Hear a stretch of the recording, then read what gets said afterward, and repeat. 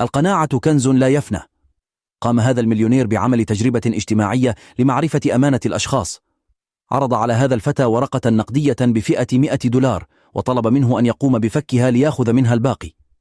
لم يتردد الفتى والتقط الورقة وذهب، لكنه بعد عدة أمتار قرر الهروب بلا رجعة. يأتي الدور على شاب آخر ليقوم هو الأخير بتكرار نفس الشيء ويقوم بالهروب. بينما يأتي الدور على هذا الشاب المبتسم، عرض عليه المليونير الورقة وطلب منه بفكها، لكن الشاب قال له: لن أجد مكان لأقوم بفكها منه، وطلب من المليونير أن يذهب ولا أريد مقابل. أصر المليونير، لكن الشاب رفض وقبل ألا يأخذ المال. لكن المليونير وجد أخيرا ضالته وذهب للشخص وأعطاه المال وأصر على ذلك، بل وفاجأه بإهداء سيارة إليه.